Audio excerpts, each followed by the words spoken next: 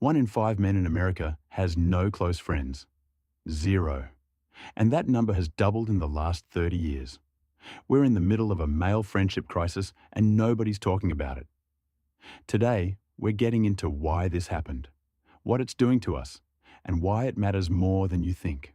When people talk about the crisis in male loneliness, do you ever think, ooh, that kind of sounds like me, or my partner, or my dad, or my brother? No gender has a lock on loneliness, but the data suggests that men in particular are having a hard time with the basics of making friends these days, including a higher percentage of men than women, saying that they have no close friends at all. Now, there's no easy solution to this, but one of the remedies I'd love to see more cheerleading for, sending men out to play. Totally serious here. While women often maintain ties through conversation-heavy engagements, men are better served, the experts say, by side-by-side bonding, which means they do stuff together. Basketball, fishing, curling, whatever. This prescription has its challenges. Among the big ones is time. I mean, men are already struggling to balance work and home life without trying to jam in a bowling night. And then there's the partner issue. Women are overloaded as well, maybe even more so. So imagine some guy trying to find the right time to tell his stressed out wife that he really wants Thursday evenings off to go rock climbing. Reciprocity is going to be key here. But this is important because male loneliness is not just bad for men, it is terrible for the women in their life too. A lot of men overwhelmingly rely on their female partners for emotional support or social connection. This can get to be a lot, put strain on any relationship. Anyway, I've been hearing from a lot of folks on this, and I'd love to get your thoughts. Have you found the secrets to bonding on the pickleball court, biking, walking your dog? Drop me a line in comments. Thanks. The data doesn't lie. Men have seen a sharper decline in close friendships than women over the past 3 decades. And the solution isn't complicated. Hobbies, shared activities, showing up consistently. But most men stopped doing those things. You know how people say men don't know anything about their friends? I made a game to put it to the test. I went through a breakup this year. It was really bad. Don't ask her name. I had to move out of my apartment. I left New York. Broke my heart. What was her name? I didn't know why. I didn't really know why you moved or anything. I didn't know you had a girlfriend. I had no idea. I'm really sorry about that. I actually thought about it more before I asked you, and you have met her. I also don't know this. What's this game show? Fuck Dan. Yeah. Gen Z female. I'm thinking Hey, he's on to something. Let him cook. I'm feeling the letter M. It's either Madison or Mackenzie. Is there an M in the room? I'm gonna say Mackenzie. Yeah, is that your final guess? That's my final guess. It's absolutely not Mackenzie at all. 7.5 million views. Because every man watching that knows exactly what it feels like.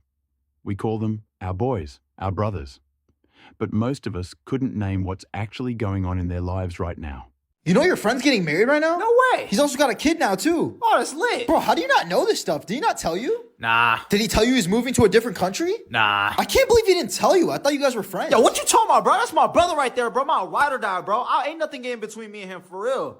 He's on the game right now with the rest of the boys. How could he not tell me? They asked a group of men, if you were in a pinch and you needed a few bucks, who could you call to ask for money? And some of the men named friends who had passed away.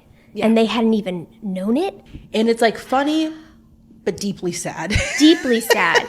Women tend to think, always complain about, I always text her first, she never texts me first, the relationship's very one-sided, and yet men are out here naming friends who were literally dead. They are not texting them first at all. So why is there that difference between men and women? Our degrees of self-disclosure and intimacy looks very different on average for the average man and the average woman. In fact, there's research that shows that, women integrate their female friends into their lives to the degree of a sibling. Men integrate their friends into their lives to the degree of a cousin. Women really value mutual prioritization. So if I feel like you're my number one girl, yeah, I like knowing that you also think I'm your number. It's just what we do. And it's also why we have very intimate, very strong bonds. So Men named friends who had already passed away as the people they'd call for help.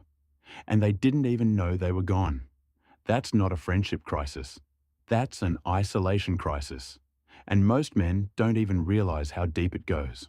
A man of average attractiveness has to swipe right 200 times to get one coffee, and then 4 of those 5 coffees will ghost him. You can't tell women to lower their expectations, but this is the reality. When you ask a man if you could have a woman who had 80% of everything you wanted, 75% say, yeah, I'm on board. Mm-hmm. When you say to a woman, a man has 80% of what you want, 75% say that's not enough. But even look at the media. What does the media tell a woman to do? He's out. But he didn't open your door. He's not nice to his parent. Walk right out on that man. Like, it's literally every piece of media is, you don't need him. You're a strong, independent woman. Pull the ripcord. You're out. The basic kind of communication around this is, you are a strong, independent, powerful woman. That is wonderful. And quite frankly, you don't need the imperfect man. They're just not connecting. I read that on Tinder, a man of average attractiveness has to swipe right 200 times to get one coffee, and then 4 of those 5 coffees will ghost him. They will decide they don't want to meet him, or they won't show up. That means a guy of average attractiveness has to swipe right. When you combine no friends with no romantic connection, you get a generation of men who are completely alone. And isolated men don't just suffer quietly. They withdraw, they check out, and society pays the price. So we know it's happening. But why? What is it about the way we raise men that makes friendship feel so hard? Let's look at the deeper issue. Female friendships are so much deeper than male friendships. I talk about this all the time. It's Continue. Like real emotional intimacy and like depth. And like if something bad happens to me, I'm like getting on FaceTime and calling one of my girls and we're crying and we're watching He's Still Not That Into You. Like, you know what I mean? Like that is what the female experience is. And the male experience is like, let's play Fortnite. Let's go to the gym. There's this TikTok that I like always reference when my friends and I start talking about this. It's literally this skit of like 2 boys catching up or whatever. And one of them is like, yeah, man, like, how are you doing? And the other one's like, yeah, bro, like, I'm good. Just found out that me and my wife were pregnant. And he's like, bro, that's so sick. I was at the store the other day and saw, like, they just pick up on the next thing. Yeah. And then the other one replies and it's like, yeah, I'm actually not really going home for Christmas because, like, my parents or whatever right now. And they're like, damn, sorry, bro. Damn, Did you watch the game the other day though? Like, they don't be like having the depth. No, and it's like the actually girls do. scary. Yeah, like, it's like actually scary. Like I genuinely am like, how do you like survive? Like I can't imagine not leaning on the people in my life. Oh my God. So dependently. I've been living in LA for 5.5 years now. And if I wasn't able to depend on my friends through the, you know, highs and lows of what this career brings, like, oh my God, I don't know where I would be right now. But that is why, like, also, I think why women don't feel the sameness. She's right about one thing. Most men don't go deep with their friends. But it's not because we don't want to. It's because we were never taught how. From day one, boys are told to be tough, don't cry, figure it out yourself. And then we wonder why grown men can't open up. I've got a question for men about whether or not they feel comfortable sharing their feelings and emotions and vulnerabilities with their close friends. Just last weekend, I was talking about this with some guy friends of mine, and they were saying that, like, I just don't get it, that male friendships are different. They were saying that men actually don't really want this. It's not expected. It's just, like, not how it is. And I guess the question I have in response to that is the only reason that that's not how it is just because it's the way that you were raised? Or is it truly, like, men don't want that? I'm truly just curious and not trying to like form a judgment. I just kind of want to understand it a little bit more, especially as somebody who's a friendship educator. If you don't have that like emotional vulnerability piece, like, are you really close friends? I don't know. What is it that makes you feel close instead? Because it could be about like just spending a lot of time together and having a common interest in like always going bowling together or whatever. In my mind, one of the factors to being a close friend with somebody is that you like know their inner world and like their insecurities and their fears and their hopes and their dreams. And maybe it's all on a spectrum, like you would only want that from like one person instead of like a whole bunch of friends. But if that's truly something that like men aren't wanting in their close friendships, like I'm truly just trying to understand. I feel like a lot of my friendship views are very like female centered, and so I want to have a little bit more information about like the other half. So let me know what you think in the comments, and follow me if you're interested in ways to build your social skills and make more friends. That's a real question more men need to hear. Can you be vulnerable with your friends?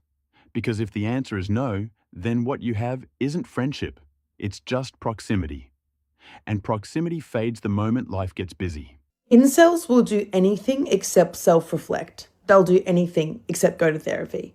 Because this man swiped 2 million times on Tinder and he got one date.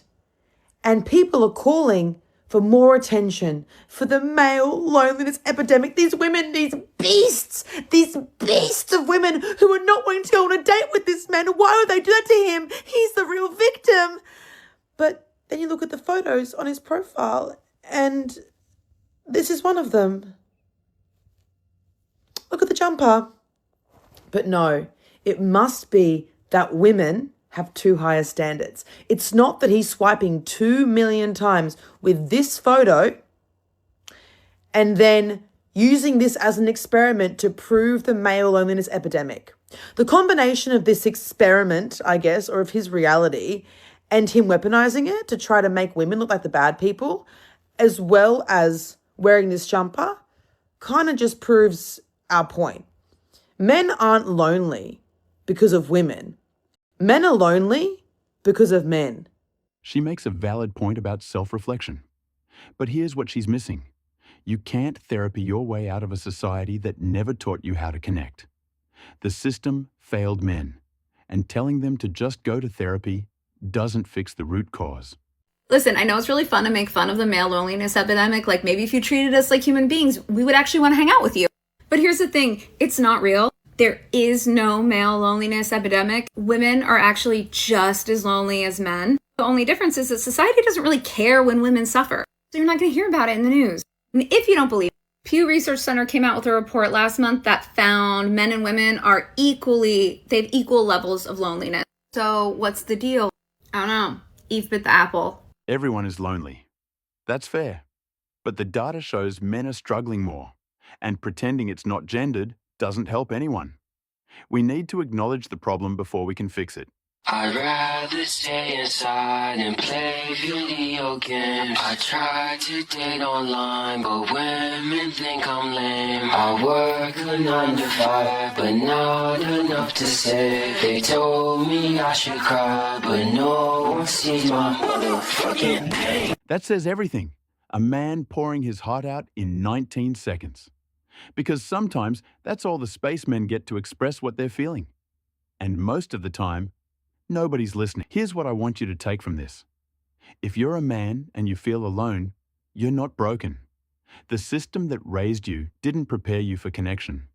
But it's not too late. Call that friend you haven't talked to. Show up. Be honest about what you need. Because the strongest thing a man can do is admit he needs people. Subscribe if this hit home. We're building something real here.